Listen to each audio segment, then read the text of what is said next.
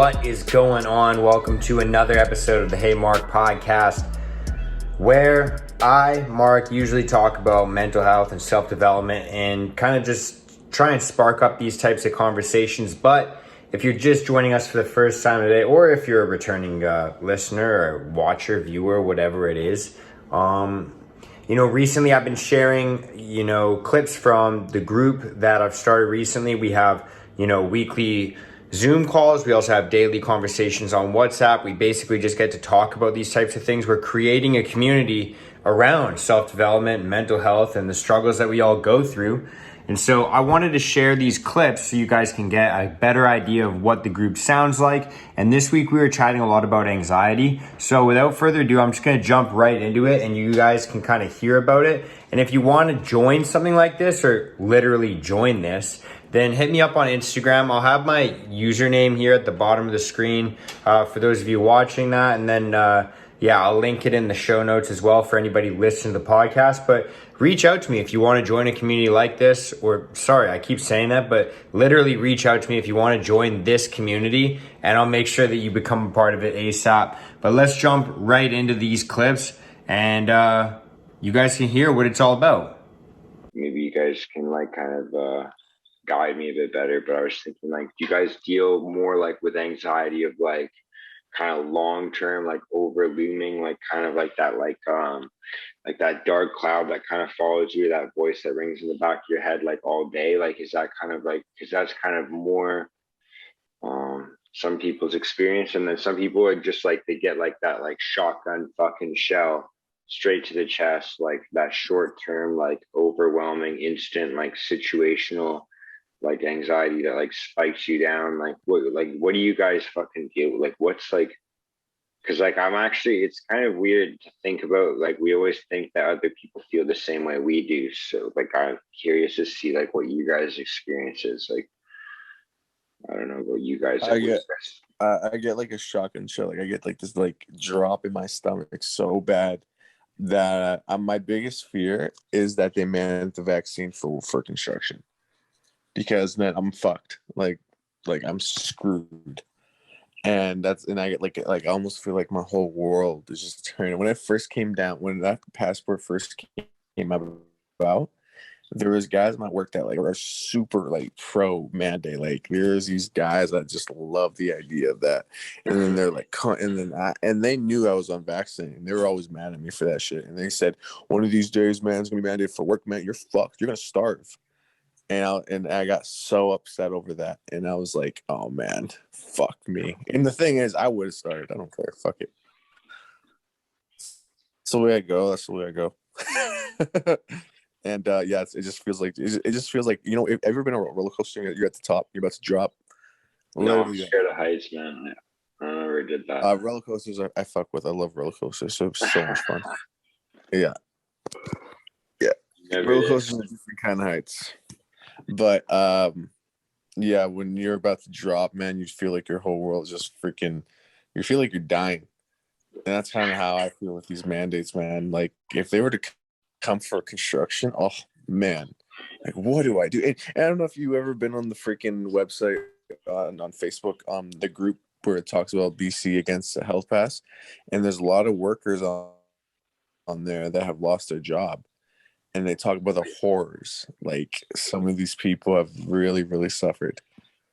There's people out there that have considered, because they lost their job, they're financially just so screwed. And there's just a lot of them give in, and I just can't do that. Yeah, it's pretty brutal, man. Too hard. Yeah. Not even just with restrictions though. Just in general, with anxiety as well. I don't know how you guys experience it. If it's kind of more I guess that's the best way to put it is a long term, looming kind of thing. We were kind of I was kind of talking about it with a couple of people yesterday, where it's for me at least, I kind of more deal with that kind of anxiety where it's long term, over kind of not overwhelming, but it's kind of I call it a 10% anxiety all the time. It's kind of just always there a little bit. And for me, like it influences everything, like my thoughts, like the way I behave sometimes. Like one of the biggest things that I get anxious about, honestly speaking, is time. Like I'm always like, fuck, like I feel like I'm running late. Like, did I do enough today? Like this, like I don't think I have enough time to do the things I need to do. Like I'm always making lists. I'm always like kind of nervous I'm gonna run out of time or forget to do something. And I'm like, fuck, I didn't do that thing. I meant to do that. And then I like for like my anxiety that it always tells me like, maybe that's why you're not where you want to be because you didn't do enough of those things. You didn't get enough done. You didn't use your time wisely. Like, so that's like the root of my anxiety a lot of the time. Like it's kind of like what's, where like time makes me super anxious. So like it's kind of like something that like looms over a little bit. Like it's kind of like always like even like I'm just always looking at the time at the clock. I'm like, fuck, did I. But yeah, I don't know about you guys. Like what like how I don't know. Like do you guys kind of deal more like Hyro says he deals more with like that like shotgun burst? Like that's what my buddy was saying yesterday who I was talking to. He's like saying to me, he's like, sometimes when I'm at work or, someone says, like if I get in a certain situation or someone says a certain thing, like I just lock up. Like it feels like my chest locks up. I can't like kind of speak at all. I can't like do anything or say anything. So I either just like stay silent or I just leave.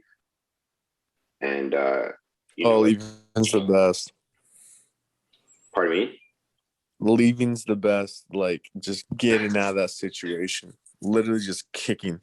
That's the best, man. Like, when I feel that meltdown in my fucking body, like, it feels like you just got shot by, like, a freaking cannon.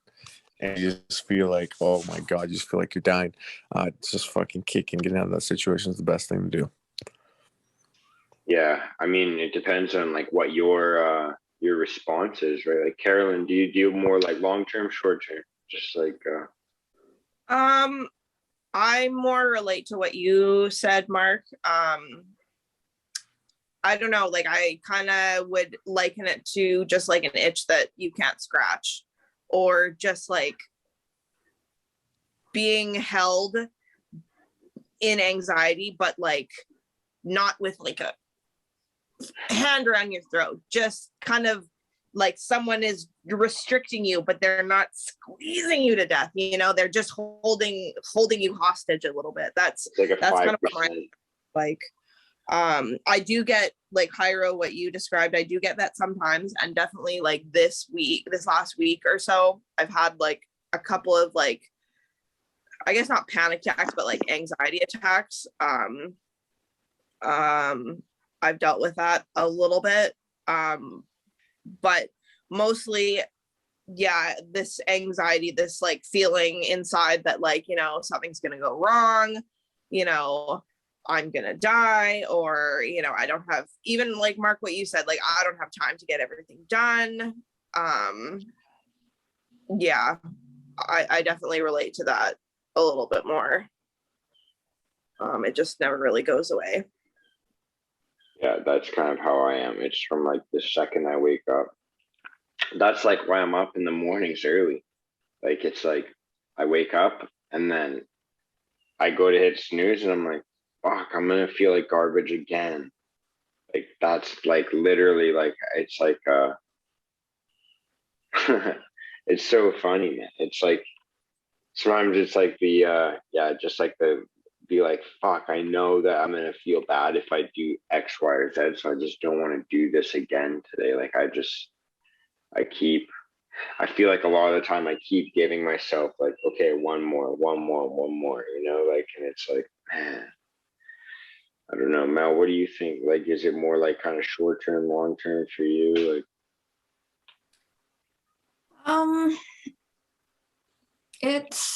I would say like the 5-10% thing is more like it. If I'm being completely honest, I don't deal with a ton of anxiety. I think for me, and maybe it is anxiety, I'm just not identifying it that way, but I have a lot of stress. Like I view it more as like stress, and it's a lot with time. So like what you were talking about is very much how I feel at work all the time. Just trying to make sure I get everything done, because in the past especially I would just work late if I needed to. Now I can't because I have to leave and I have to go to school, so I feel like I'm constantly racing against time. And then if I don't get certain things done, I think about it a lot, and then I feel the need to like check my phone to check my work emails. Like, what if this person is going to email me to ask like why this hasn't been done yet or something? And like it pretty much never happens, but I'm always worried it's going to happen, and so that's a little bit of anxiety, I think. And I get that way a little bit for school too. When I know that there's projects and this and that coming up. And then I'm like at work and I know there's nothing I can do to start working on it. So I feel like the race against time is pretty huge for me. And then another thing, and this is kind of like when I was talking about feeling lazy. And I think I do get a little bit anxious about this, but with the lack of physical activity I do, because I pretty much am sitting, let's say from 8:30 in the morning till at like 11 o'clock at night, Monday to Friday. And I really want to prioritize physical health, but there's not like a lot I can do during the day to prioritize that, because I'm sitting. Like I there's certain things I can do to stretch it out and take a 20-minute break here and there, but there's really not, like I can't go for a run. I can't like go for a bike ride. One day soon I'll be able to go to the gym again, but all of these things, I just like, I don't want to make an excuse. And I think that's the other thing, is I don't want to make excuses and then I get anxious about trying to like say that I can't do physical activity because of these things. And then I think I'm making excuses for myself, and then I call myself lazy. And then I'm like, oh, I'm pregnant. I need to be even more active. Like I need to make sure I'm treating my body really well, because I don't know. So basically, I guess maybe sometimes I confuse like anxiety and stress and overthinking and stuff. And I don't know if I use the right words, but maybe it's all the same feeling. I don't know. Yeah, I mean, part of like the difficult part is like defining it. So like I don't know like what you guys would define it. Like for me, I just essentially think of like, and this is a pretty simplistic explanation, but like I think like I put it this way: depression is living in the past, and anxiety is living in the future.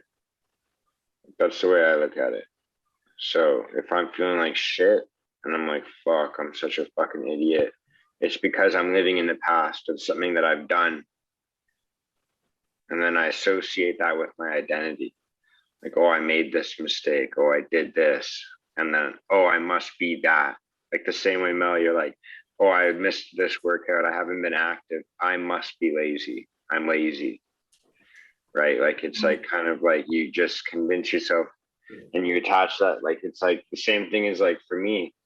Like I would always say like the same like some similar things. I would say like, oh, I'm not smart. I'm fucking dumb. I'm not book smart. I'm street smart. Like I was making that joke with someone yesterday.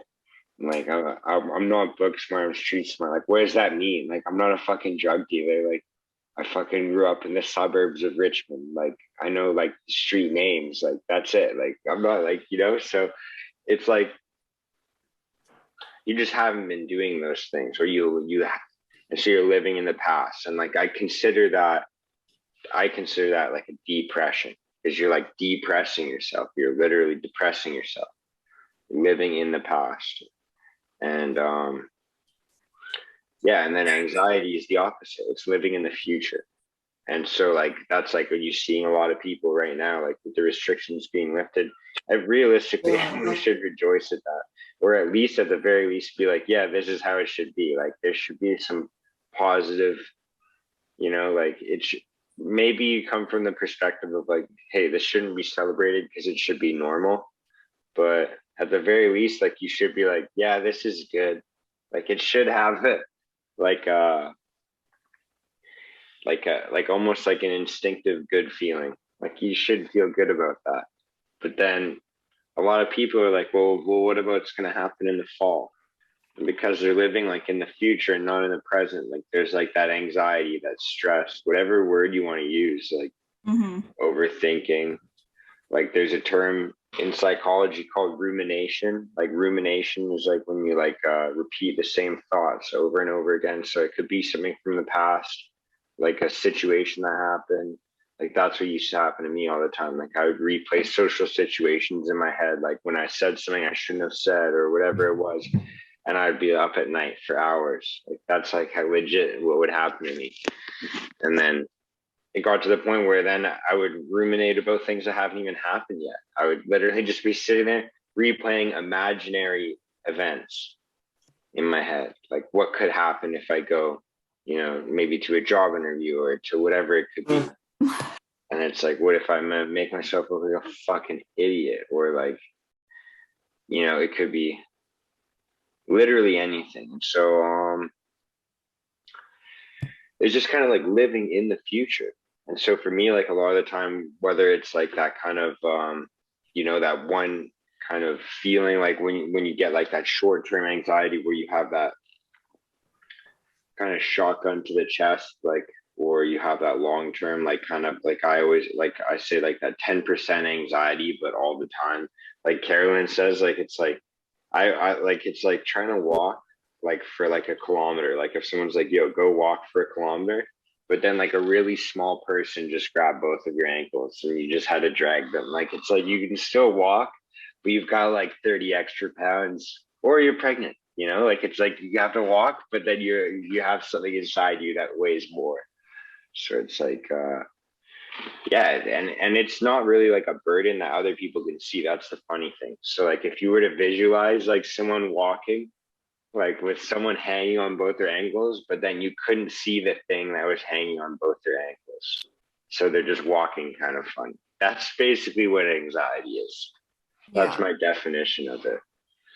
But and then I think I focused a lot too on physical symptoms of anxiety, because that's something that I've recently in the last couple of years experienced, or actually just before COVID. And that is actually something I hadn't experienced before, but the like crazy heartbeat, the like shortness of breath, the constant butterflies in the stomach, the like excessive sweating and stuff, like that was what I was always attributing anxiety to, but maybe that's just a lot more hardcore anxiety. It depends. I mean, everyone has their own different, like some people, like there's certain people that when they're anxious, they'll fucking pick the skin off their thumbs. Like there's some people that like I personally, like I get that like shortness of breath, like I'll definitely get like when I was having really bad panic attacks, like I would get like fucking asthma attacks because of my panic attacks. I would be like couldn't breathe, and then I would get shorter and shorter. It would be like pretty bad. I used to have an inhaler because they could like it was like kind of indistinguishable between like a panic attack and an asthma attack, and it was probably a mixture of both. But I used to use an inhaler for that, but then I don't use an inhaler anymore. So it's I've been working a lot on my breathing because of that, and I deal with breathing issues as is, so it kind of sucks. But for me, when I think of like the physiological things, and that was actually one of the things that helped me. Hey, yo, I got a kick.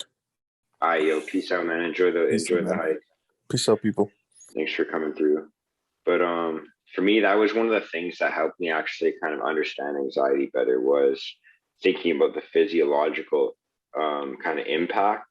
Like I had someone explain to me at one point, he's like, think about the feeling you have like kind of like on Christmas, like before, like when you're a kid, like when you're a little kid, and it's like the night before your birthday, or it's the night before you go on a vacation, like whatever it could be. And you get that, like, kind of, you can't sleep, you have that butterflies in your stomach, you're like, what's going to happen, like whatever, what have you. And you're like excited, and then you know, you're like really stoked, you're like kind of muscles lock up, you're like, hell yeah, like I'm so excited, like I can't sleep, it's all I can think about, it's consuming my thoughts.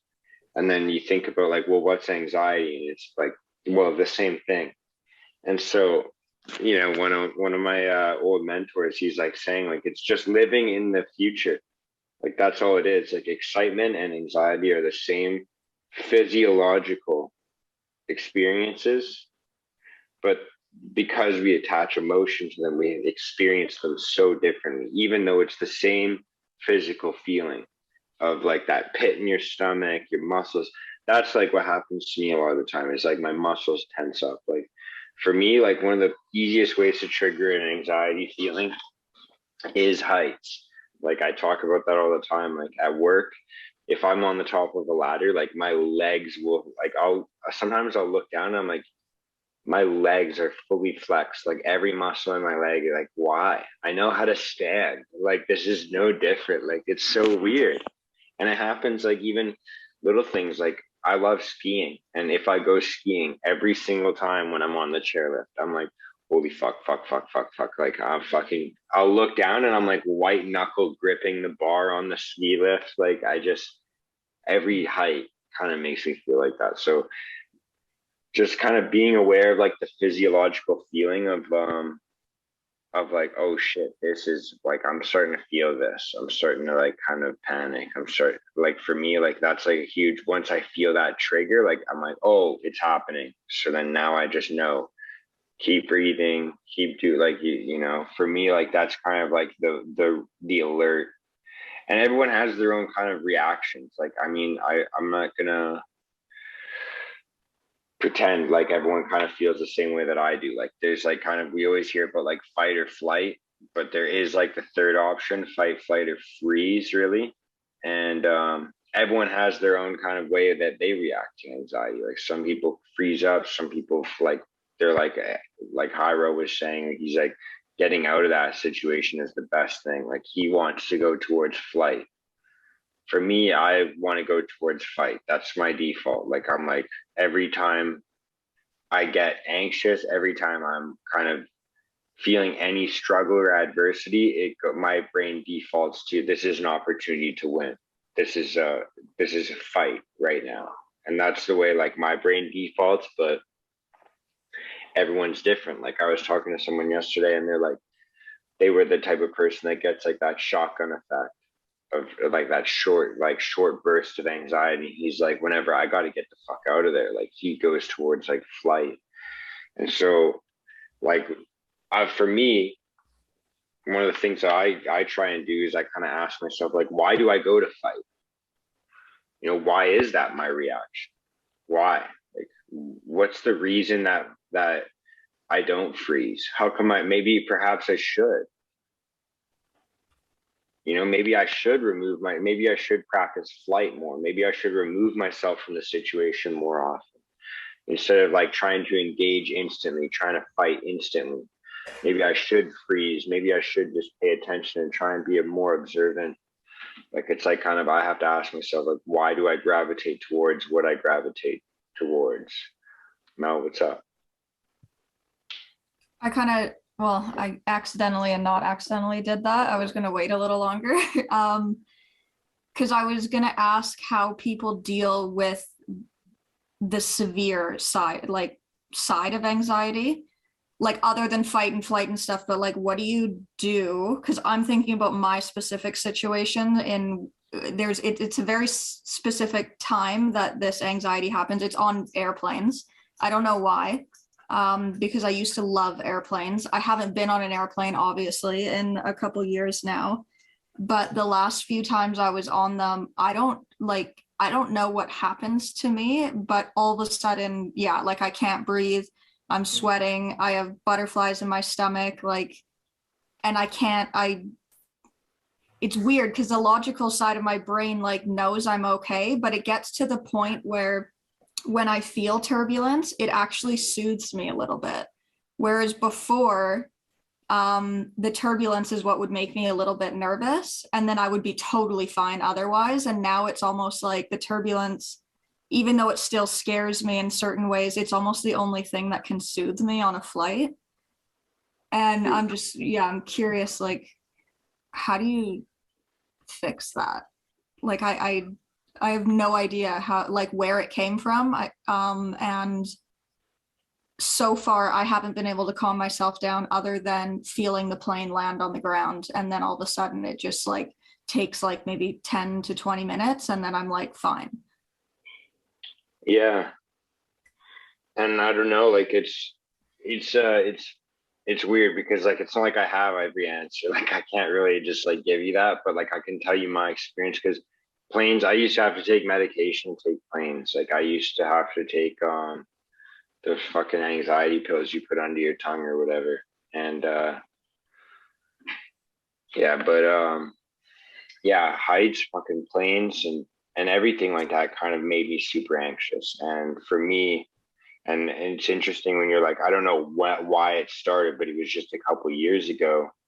I don't know. Like for me, like the plane thing ended, and now I can just I it doesn't really matter to me. But I can try my best to explain like what I've kind of the way I think about it. But Dr. Yaz will go first because she's a doctor. Mel, did you identify it, kind of sort of where it's coming from? Is it the fear that you didn't have enough time to say goodbyes, to say you know, kind of sort of what will happen if I'm not around anymore? What will happen with kind of sort of everyone if anything happens to me? Not, that's the thing, not really. The only thing I can think of is that maybe 2 or 3 flights before all of this anxiety started happening, I was on a flight home from Mexico, and it was like the worst turbulence ever, like to the point where things were like flying around, and I was also by myself. I was like the most hungover I've ever been, so that didn't help. But I was also, yeah, I was with 2 other friends, but we all got separated on the flight. So I was sitting by myself with 2 people I didn't know. I look over and they're like white knuckle holding hands with each other. There was people crying on the flight. And then when we landed, we like teetered a whole bunch back and forth. So like that was a bad experience on an airplane. And that's the only thing I can think of, because like I don't have all these like lingering thoughts like what if this, what if that, like I didn't have time to do this, or like replaying a scenario in my head like I wish I handled that differently. Like there's none of that goes on. Yeah, but still, it's kind of sort of, it was traumatic experience that your brain actually has a coping mechanism to kind of sort of stop of thinking about it, so it doesn't relive it every time. But most definitely it was considered because you were by yourself, you're alone in that seat, no matter if you had friends in the plane. But in that specific moment, you didn't have anyone with you, close to you, to hug, to have that connection and kind of sort of literally kind of sort of say goodbye. So definitely it's kind of sort of trauma that happened, but it's still lingering there. So every time when you get in the plane, it's going to sort of, it gets you bumpy. So regarding the anxiety for me, I had panic attacks last year when they almost fired me for work regarding kind of sort of security. For me, it's always security. And I'm gonna, because I lived in a poverty, so for me, it's always gonna be that part where it's gonna sort of, I'm afraid that I will end up on the road or on the street, but then I know it's not gonna happen, because at the end of the day, I can always sell everything, buy a ticket and go home, because I have home. I have so many homes that literally wherever I land in Europe, I have either a family member and my parents still alive back home. And even kind of sort of, when they're gone, kind of sort of, I will have home, right? I will have my home country. So technically it's kind of sort of that brain, that plane. But after I got my first shot and I was flying, due to all the stories, it wasn't fun getting in the plane. But I did kind of sort of reverse that, and I just said to myself, you know what, now you're gonna actually it's a shit that you either you're gonna do it or you're gonna cry in a plane. So basically, I just start texting people that kind of sort of I literally know that they're dear to my heart, and I kind of sort of said everything that was on my heart, like everything that was sitting on my soul. And I was like, hey, you know what? I know people, this is kind of sort of random stories and I've heard them and it's like, it's bothering me, but I want to know everyone that kind of sort of, I love you, whatever happens, I don't care. Personally, I had a near-death experience when I lost the control over the vehicle. And then since then, my perception of that changed. So I don't have that fear, kind of sort of, I'm in peace that everything happens tomorrow, I'm done. I kind of sort of, I'm perfectly fine with it. As Carolyn said, it's kind of sort of, I made a peace with it, but my communication towards the people that are very dear to me, it's kind of sort of also changed. So I'm more kind of sort of, even though they hate it or they will start making fun of me, I was like, yeah, fun, whatever. I don't care. You can make as much as fun and we can laugh at it kind of sort of. And even sometimes it's hard for me to certain people because they don't understand the concept or they will never understand it. I will make a joke around it and then just, put the kind of sort of, okay, this is what I have to tell you, but kind of sort of, packed it in a fun way. And so it worked charms with certain people, but it like never worked with certain people in terms of kind of sort of because it put them in a position to think about losing someone. So it's a sword with two like sharp edges. But I did it for my own purposes to kind of sort of to make peace with my decision. And for example, even when I did it, I made clear to my parents and kind of sort of, you are not helping me because you are not taking care of yourself. And if God forbid tomorrow something happened to you, I need to sit in a plane and I can't sit in a plane and I can't live with the decision that I didn't do it. And kind of sort of type of the things that I had to go through it. And it was anxiety. But then I did prepare myself whole year for that because I've seen that coming because I as much as my parents did me wrong in life, I wouldn't be what I am today if they didn't do it. And then kind of sort of those little things kind of sort of puzzles that but for you, it's definitely kind of sort of, and then my last flight in December, a flight attendant got panicky because they had emergency in the plane. But the idiot, like I stood up and she literally told me, oh, we have a technical issue. It's like, who tells you have a technical issue, like mechanical issues? For me, it's gonna sort of automatically goes, engine, wings, wheels are not going down, like shitload of stuff. And I was like, who does that? And then the older flight attendant came and she was like, ma'am, you're good to go to the washroom. We're all good. So they had emergency with the mom that just got a baby and she was with the baby on the flight. And those are the little things. And she put me in that anxiety mode for a moment. And I was like, you know what? I'm not the only one in the plane that it's by myself, literally. But usually what I do as soon as we board, I send, for example, to my parents, I'm on board, everything is fine, do not worry. Because if they worry, I don't know what they're going to attract, right? So then I calm them down and then I'm calm as well. For all the other kind of sort of stuff, I can't control it. So I just let it be.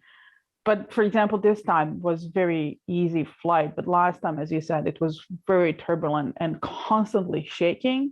And it kept waking me up. And I was like, you know what? If it's my time to go, I really want to be sleeping. I don't want to hear screams and all that stuff. So, but I do understand where you're coming from. And I think that the older we get, and you will see when you get the baby, the kind of sort of the things, the perception of fear is going to change because you're responsible for someone. But if you start working now on it and kind of sort of just accept that we're all in the same boat because you have kind of sort of other parents and other things and everyone is flying and all that stuff, kind of so you calm yourself down. Yeah, that does make a lot of sense. And as you were saying all of that, I think a lot of that is true and probably part of it. And then I also thought how it started to translate to other forms of travel. So one of them, I was on a ferry.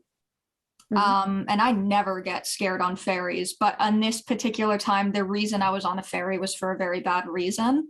And it was at nighttime and it was rocking and stuff. So I think all of that was like manifesting in my head. And then the other time I was actually driving to the Okanagan to go visit my mom. But it was for Christmas 2 years ago. And I had a feeling I was going to be anxious on the drive, so I wanted to drive. And once we got on the Coquihalla, there was like this much ice. And it was uneven ice. And as soon as we got on it, I kind of had the thought like, okay, if I have to slam on my brakes, like I am screwed. Like there's no way my tires are going to catch and everything. And I didn't want to tell Miles and I didn't want to tell my brother, who were the two other people in the car. But I had like pretty decent anxiety and the thing like sweating, heart beating, all of that kind of stuff. And then as I kind of got a feel for the road and realized made sure there was space between me and the car ahead of me, tested my brakes a little bit, tested changing lanes to feel how it all was, the anxiety went away. And for the next however much, I think there was 3 hours left on our drive, I was totally fine. So now I'm kind of wondering too if it was a control thing, because when I was driving in those uncertain conditions, I was the one in control. And I could feel the conditions and I kind of could figure out at least what I would be able to do to control the situation. But on a ferry or on a plane, you don't have that control. nothing. I was sitting there hoping for the best. So you're like a kid, right? And you grow up in a park all the time and you're in Stanley Park and you're just a kid and you go and play in Stanley Park every single day and everything all the time is always fucking good. And then maybe last year, a coyote fucking comes out and bites your fucking whatever, your ankle or your fucking whatever. And then you associate that new learned experience with that park or whatever. So even though you've been there 200, 300, 400 times, that one time where you learned, hey, it's possible for this to happen. After that, no matter how many times you go there, say you grow up and you're an adult and you go there another 400 times and you never see another coyote, but then you bring your kid there, then you're going to have that anxiety. Even though it's only happened 1 out of 800 fucking times or whatever, it's just because you've had that learned experience, our brain, and this is because of a survival instinct, our brain will remember the negative thing. This is why social media works the way that it does as well. Sometimes our brain is I think it's 4 times more likely to remember a bad thing than a good thing. And it's like a threat detection. It's supposed to tell you hey, this is a thing that could happen. So when I look into more things like that, and I journal about that, it kind of makes me think well, what can I do to prevent these things? So it's okay, check, copy 10-4. I understand that's a possibility now, but if that were to happen, what do I need to do? All right, so that's where we're going to end it today. Thank you guys so much. There is a little bit more. There was obviously a little bit before then. We do weekly check-ins and such. But I just want to cut it short a little bit there. Give you guys just kind of some juicy parts. But that's what you can expect from these calls. And thank you so much for listening to this podcast. So like I said before, if you want to join this community, then reach out to me. No matter what you're going through, life can and will get better for you. So just keep fucking pushing. Thank you so much for listening to the podcast. Much love and peace out.